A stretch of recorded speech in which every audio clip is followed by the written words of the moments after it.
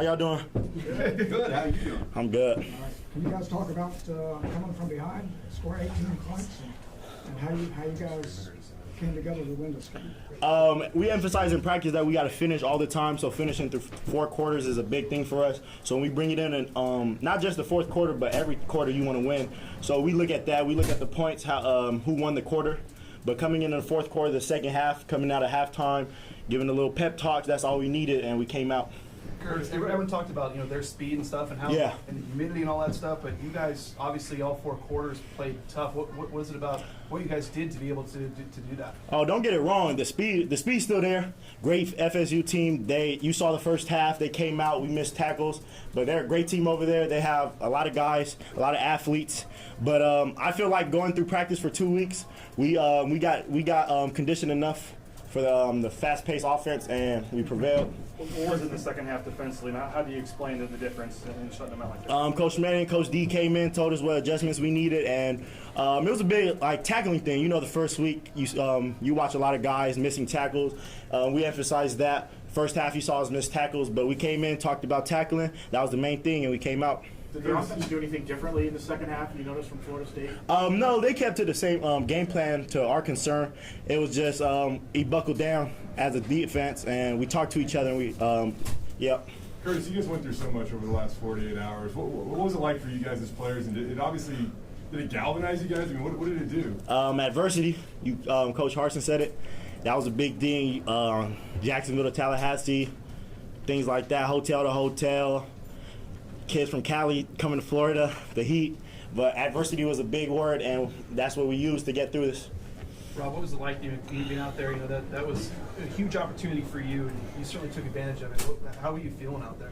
It was fun. It was fun to get out there and play. I'm tired of hitting these guys all the time, so it was fun to go out there and hit somebody else. It seemed like you were running really hard. I mean, the line gave you, it seemed like some good holes, but when you hit them, you were running pretty hard. Oh yeah, my O-line did a great job. They always do.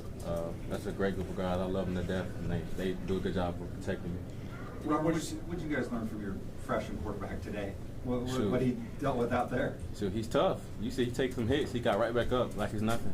So he's a tough guy. He's only gonna get better. He's only a freshman, so I'm excited for him. How much? I mean, was it a surprise at all to you, or how much have you seen from him to know that he was ready for something like this? Obviously. Towards the second half, I kind of knew that he would be ready. The first quarter, I was kind of, he might be nervous and stuff, which he is, which everybody is, but he kind of settled down in the second half, and he came out, did what he had to do.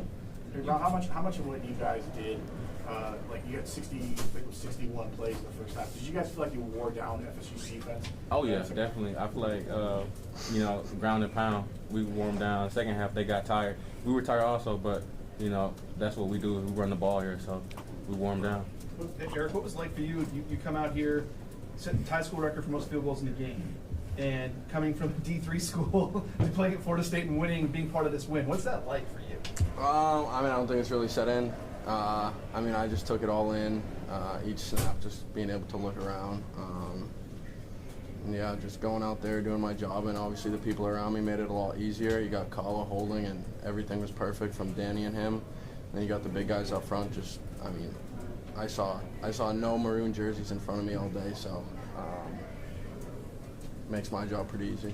Rob, you rushed for more yards today than you'd rushed for ever in a single season in your boise-state career. What did you learn about yourself? And I know that's after the game. It looked like you were tired, but what did you kind of learn about yourself and what you can handle out there? I just trusted my training. I always knew that I could carry a game, but I just went out there and played and had fun.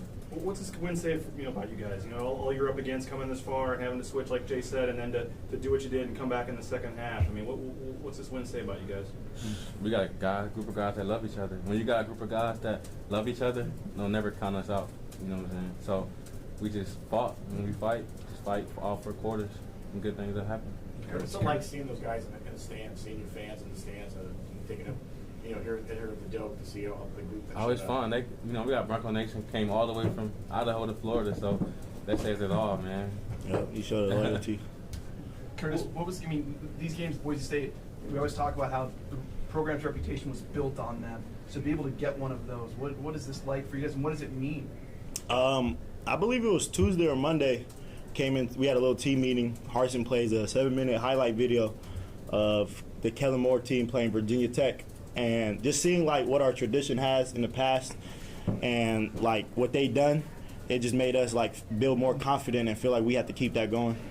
Did you guys, because this Florida State team had been so bad last year, what did you guys expect coming into here facing Blackman and then offense? What did you guys expect from them? Oh, no. When you get a great OC like Coach Brown and then a great O-line coach and things like that, you know they're going to come out hard, and you see what he did at Houston. So we respect every team we play, and we knew FSU was going to come as hard as they came. Curtis, you guys missed so many tackles in the first half, and obviously it hurt tremendously. What were you guys feeling at that point and talking about, and how did you get that corrected? The big thing was never put your heads down. Like, we wanted to continue going, and we got to emphasize that next week moving on to Marshall. But tackling was a big thing, as you guys seen.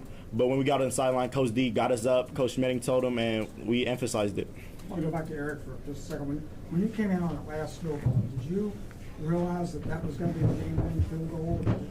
Or what was your thought process on that last field goal? I mean, to be honest, the first one was more nerve-wracking.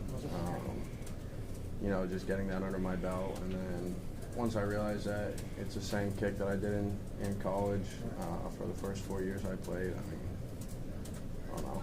I wasn't really thinking just go out there and do my job for these guys who just sweat. I mean, I can't even imagine the heat that they were going through. So, I mean, it's the least I could have done for those guys. Curtis, you're talking about watching the Virginia Tech game, but to now be part of that, have a win like that, how much does that mean to you guys? It means a lot to solidify ourselves with the in the Boise State history, and that's what we felt like we had to come out and do. But Harsin emphasized the 1-0, and we came out 1-0. Remember, you guys in the first half, I think you had 307 yards at halftime, but so many drives that died in the red zone, had to kick field goals. What did you guys emphasize in the second half, trying to punch through and get those touchdowns on the board? Just finish. Coach always emphasized finish, so we wasn't finishing in the first half, but the second half we came out and we knew time was running out, so we knew we had to start scoring some touchdowns. Could you guys tell the frustration on the Florida State side as the game went on, as you guys, especially in the second half, when you guys took control? Oh yeah, man, they were gassed. We were gassed also, but like I said, everybody's tired out there, so we just finished. Robert, what was this week like for you guys? The uncertainty of when, where you were going to play, coming all the way down here, obviously humidity that you don't have at home. What was just this whole week like for you guys? It was tough. A lot of adversity, like Kirk said, hotel to hotel, 2-hour drive from Jacksonville to Tallahassee, but nothing matters. None of that matters when we go out and play, so we just went out here and play. How much nicer is going back to the hotel, having to wait a few hours, going to be now that you won? Oh, that's what I thought we were driving back to Jacksonville Airport. Oh yeah, I can't wait to get in the hotel bed then. I appreciate y'all for letting me know that. You're just staying a few hours. I don't think it's bad. Oh man. I could let you know. Kurt, you did talk about that Virginia Tech game. When Boise State's beating Virginia Tech, they beating Georgia, it can set up a lot of things for a team. How does that go through your guys' mind that you have this one and you probably prove you can beat just about anybody? You see it out there, like we're the underdogs all the time, and we'll take it. Just know that we're not gonna come out as underdogs. We're gonna come in and play smash mouth football. And you saw the offense, and you saw the defense. We got control, and then we finally came out. Curtis, you mentioned the adversity. I'm just curious, what will you remember? This is obviously a unique trip, so what will you remember most about this trip, you think? We were in the plane, and then I'm sleeping, and then you see I'm sitting. There's a seat, and then there's empty seat, and then there's David Moa. Next, you know, you just see Chase Atada trying to squeeze in between us, and I'm like, bruh, what are you doing? But that was one thing, and then having everybody on the bus together, just like legs hurting, and you see people standing up. It just showed like whatever you go through, just at the end you got to finish. When you talk about this game years down the road, how are you going to explain how you guys came back from 18 down on the road at Florida State? I can't even describe. I gotta think about that tonight. Yeah, I gotta think about that tonight. I'll get back to you. One more. I don't know if you guys are aware, but obviously your true freshman quarterback has gone through an awful lot, through training camp. Yep. And I don't know how have you guys seen him handle the adversity with his dad and then to be on the field today? When you go to Boise State, you know you're going to get a family and brothers.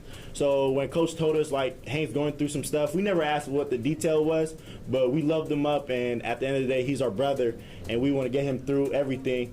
And he, credit to him going in, watching film, even with the troubles. Like, everybody has troubles on the team, and he just kept battling, and he battled for his family. Like, I tell people, like, when you play, you're just not playing for yourself. You're playing for the people back home. You're playing for Boise Nation. You're playing for all of that. So loving him up was a big thing, and he prevailed for us. Thanks, guys.